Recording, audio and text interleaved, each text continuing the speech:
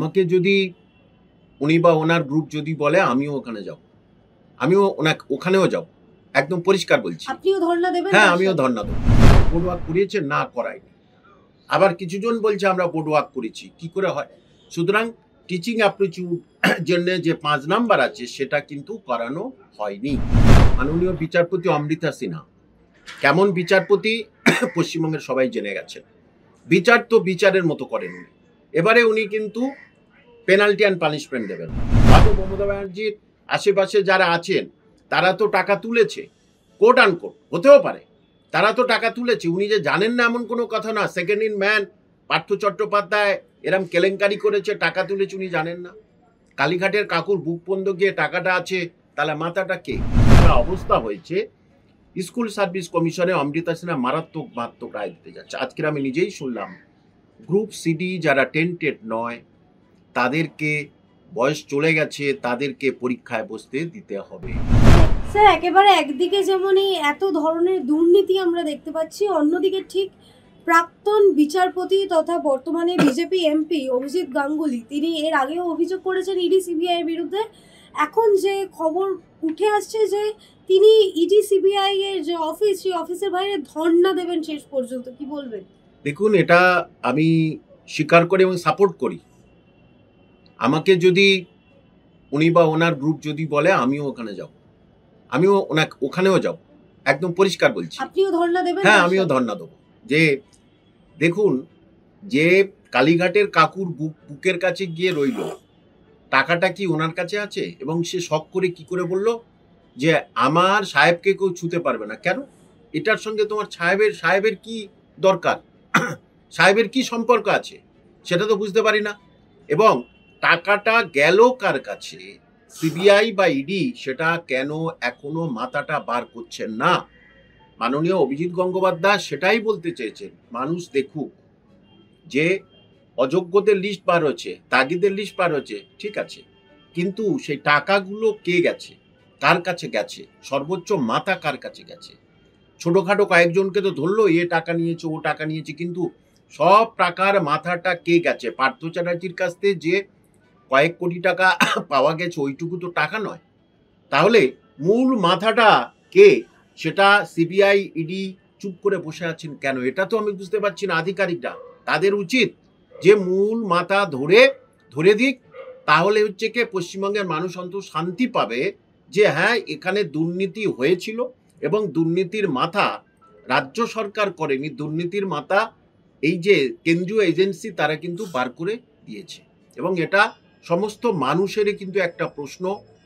অভিজিৎ গঙ্গোপাধ্যায়ের সঙ্গে দেখবেন বহু মানুষ, তারা কিন্তু সদ্বুদ্ধি সম্পন্ন মানুষ, তারা কিন্তু অভিজিৎ গঙ্গোপাধ্যায়কে সাথ দেবে। এবং আমি আবার বলছি, আমাকে কোনোভাবেই বললে আমি নিশ্চয়ই ওনার সঙ্গে যাব।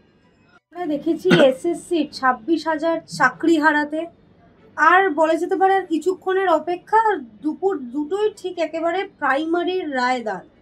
যদি এবার 32,000ও যায়, কি হবে রাজ্যের শিক্ষা কাঠামোর? দেখুন, প্রথমেই বলছে যে শিক্ষক হিসাবে যারা সত্যি যোগ্য তারা থাকুক, কিন্তু এই স্কুল সার্ভিস তথা এই প্রাইমারি সার্ভিস কমিশন কে যোগ্য আর কে অযোগ্য নিজেরা জানে না, বা ইচ্ছাকৃতভাবে এটা করে রেখেছে। এবং দেখুন, 6 রকমের, মানে সবচেয়ে বেশি দুর্নীতি হয়েছে 6 রকম উপায়। সেগুলো যদি মাননীয় বিচারপতি পূর্ণাঙ্গভাবে পর্যবেক্ষণ করেন তাহলে কিন্তু এ রায় খারাপ রায় হতে চলেছে। অর্থাৎ 32,000 চাকরি চলে যাবার উপায় হয়ে দাঁড়িয়েছে। কোন 6 রকম যদি একটু বলেন? 6 রকম দুর্নীতি। 1 নম্বর হচ্ছে র্যাঙ্ক জাম্প, সে পেছনে আছে তাকে আগে দিয়ে দিল, 1। 2 নম্বর হচ্ছে কে ক্যাটাগরি, মানে এসসি চলে গেছে জেনারেলে, জেনারেল চলে গেছে ওবিসিতে। হ্যাঁ, এটা কোনোদিনই হয় না। অর্থাৎ ক্যাটাগরি মিসম্যাচ করে দিয়েছে, মানে চাকরিটা দেওয়ার জন্য অর্থের বিনিময়ে। তারপরে হচ্ছে কে টিচিং অ্যাপ্টিটিউড নিয়ে সাংঘাতিক মারাত্মক অভিযোগ, কারণ এটাতে ধরুন এই মামলার 60% নির্ভর করছে টিচিং অ্যাপ্টিটিউড কেলেঙ্কারিটা।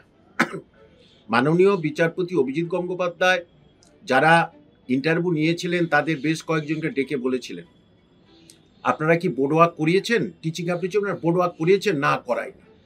আবার কিছুজন বলছে আমরা বোর্ড ওয়ার্ক করেছি, কি করে হয়? সুতরাং টিচিং অ্যাপ্টিটিউড জন্য যে 5 নাম্বার আছে সেটা কিন্তু করানো হয়নি। আর ওএমআর কেলেঙ্কারিটা সবচেয়ে বড় ওএমআর কেলেঙ্কারি, অর্থাৎ শূন্য খাতা 5 থেকে বেড়ে তার 150 হয়েছে ইত্যাদি নানা রকম এই যে নাম্বার কেলেঙ্কারিকের ওএমআর মিসম্যাচ। আরেকটা হচ্ছে একদম শূন্য খাতা জমা দিয়েছে, শূন্য খাতা জমা দিয়ে এসএসসির মতো স্কুল সার্ভিসের মতো সে কিন্তু একদম টপের দিকে গেছে। আরেকটা হয়েছে স্কুল কেলেঙ্কারি, অর্থাৎ নিজের ইচ্ছা মতো পয়সার বিনিময়ে সবকিছুর বিনিময়ে কাছের মনের মতো স্কুল নিয়েছে সে। আর আরেকটা হচ্ছে কোনো দিন পরীক্ষায় বসেনি সে, তবু সে সেখানে চাকরি করছে। লাস্ট হচ্ছে যে তার কিন্তু ডিএলএড নেই, সে কিন্তু চাকরি গেছে তারপরে ফের জয়েন দেওয়ার অনেক পরে কোথা থেকে ডিএলএড ডিগ্রি নিয়ে এসে আবার জমা দিয়ে, যেটা স্কুল সার্ভিস কমিশন আমরা দেখেছি প্রায় 500 জনের মতো এখনো পর্যন্ত এই ডিগ্রি গোলযোগের জন্য বাতিল হয়েছে। তাহলে এই যে কটা, একটা তো কেলেঙ্কারি নয়। এবং এদের কাছে আরেকটা হচ্ছে কি সবচেয়ে সর্বাধিক কেলেঙ্কারি, সেটা হলো মানে ভারতবর্ষের ইতিহাসে এই প্রথম প্রাইমারি সার্ভিস কমিশন, প্রাইমারি শিক্ষা পর্ষদ যে কোনো রকম প্যানেল প্রকাশ করেনি, কারা চাকরি পেয়েছে, রিটেনে কত পেয়েছে, ইন্টারভিউ 10-এর মধ্যে কত পেয়েছে, তারা কিছু প্রকাশ করেনি। যে জন্যে মৌসুমী ভট্টাচার্য অনেক আগে আপার প্রাইমারিটাকে ডিসমিস করে দিয়েছিল ইন্টারভিউ। তাহলে এখানে কে কত পেয়েছে সেটা কিন্তু প্যানেল কোনো প্রকাশিত হয়নি ভারতবর্ষে একটাই পরীক্ষায়। আর রাতের অন্ধকারে এসএমএস এ অ্যাপয়েন্টমেন্ট গেছে, এসএমএস এ তার ইন্টারভিউ হয়েছে, এটা তো কোনোদিনই সম্ভব নয়। সুতরাং এই সব কিছু যদি বিচারপতিরা তন্ন তন্ন করে দেখেন তাহলে কিন্তু চাকরি থাকছে না। এবং যখন সুপ্রিম অর্ডার আছে যে যদি একজন যদি সেখানে টেন্টেড থাকে, একজন যদি দুর্নীতি করে চাকরি পায় তাহলে পুরো প্যানেলটা ক্যান্সেল হবে। কিন্তু এরা বাছাই করে দিচ্ছে না তো যে কারা যোগ্য আর কারা অযোগ্য, কারণ কোনো রকমের কিছু নেই তাদের কাছে। ওএমআর শিট বিক্রি হয়ে গেছে উড়িষ্যাতে। তাহলে এই সব অ্যাঙ্গেল বিচার করে দুপুর 2টোর সময় ধামাকা হতে চলেছে কিন্তু আমি মনে করি। তবে আবার বলছি, যোগ্যদের চাকরি থাকাটা বাঞ্ছনীয়, কিন্তু যোগ্যদের চাকরি থাকার জন্য তো প্রয়োজনীয় নথি প্রাথমিক শিক্ষা পর্ষদকে দিতে হবে, সেটা কই, তারা তো দিতে পারবে না। তাহলে দুপুর 2টোর সময় এই সরকারের আরেকটা বিপদ আসতে চলেছে। আমরা এসএসসির ক্ষেত্রে দেখতে পাচ্ছি এখন তারা ধাপে ধাপে একেবারে টেন্টেড তালিকা দিচ্ছে, বারংবার কোর্টের ধাক্কা খেয়ে। যদি এইবার টেন্টেড তালিকা দিতে তারা আবারও ব্যর্থ হয়। এবারে কিন্তু মাননীয় বিচারপতি অমৃতা সিনহা কেমন বিচারপতি পশ্চিমবঙ্গের সবাই জেনে গেছেন। বিচার তো বিচারের মতো করেন উনি। এবারে উনি কিন্তু পেনাল্টি অ্যান্ড পানিশমেন্ট দেবেন, হয় জেল জরিমানা এইসব কিছু দেবেন। কারণ দেখুন, প্রথমে নাম দিল, তারপরে আবার বাবার নাম দিল, ফের বলেছে ডিটেলস দাও। ডিটেলস বলতে কি, তার পুরো ঠিকানা। ডিটেলস না হলে টাকাটা আদায় করবে কি করে সংশ্লিষ্ট ডিস্ট্রিক্ট ম্যাজিস্ট্রেট, তাই না? কোন জেলায় সে, আর কোন স্কুলে চাকরি করেছে অন্তত পক্ষে জানবে না যে এত সুন্দর যে ঠাটবার, যার এত সুন্দর যে টিচারদের বা শিক্ষক এত ঠাটবার তাদের, যে তারা বলে একদিনে পড়ে চাকরি পেয়েছি, কে বলে 7 দিনে পড়ে চাকরি পেয়েছি। হ্যাঁ, অনেকেই বলে 7 দিনে পড়ে চাকরি পেয়েছি।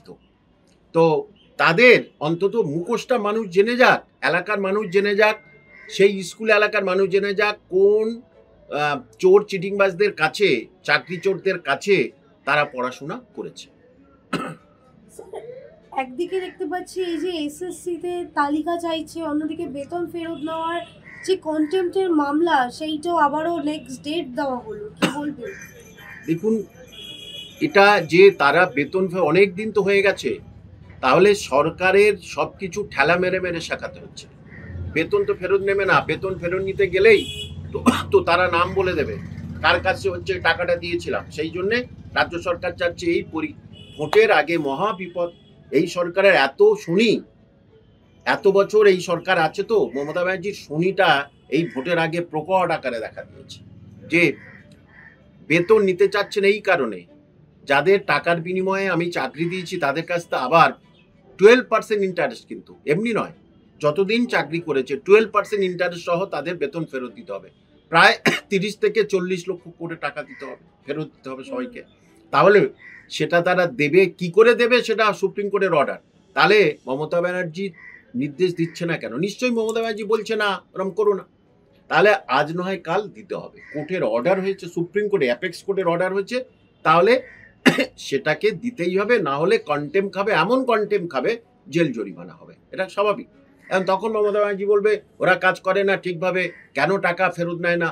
টাকা ফেরত নেয় না তো মমতা ব্যানার্জির আশেপাশে যারা আছেন তারা তো টাকা তুলেছে, কোট আন কোট হতেও পারে, তারা তো টাকা তুলেছে। উনি যে জানেন না এমন কোনো কথা না। Second in man Partha Chattopadhyay এরম কেলেঙ্কারি করেছে, টাকা তুলেছে, উনি জানেন না? কালীঘাটের কাকুর বুক বন্ধ গিয়ে টাকাটা আছে, তাহলে মাথাটা কে? সেটা তো মমতা ব্যানার্জি একবার বলছে না যে মাথাটা ধরুন, এবং যারা এই দুর্নীতিগ্রস্তভাবে চাকরি পেয়েছে কেন তাদেরকে ডেকে জিজ্ঞাসাবাদ করে মাথা তুলছে না? তার মানে এখানে এই মমতা ব্যানার্জি এটা করবে না।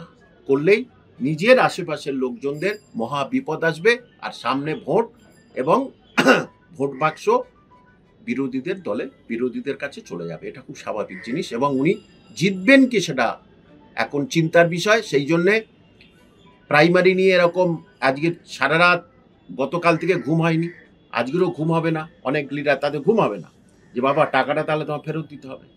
আর এসএলএসটির জন্যে টাকা ফেরতের জন্যে কন্টেম হয়েছে, এবং সেটা দ্রুততার রেজাল্ট পাওয়া যাবে।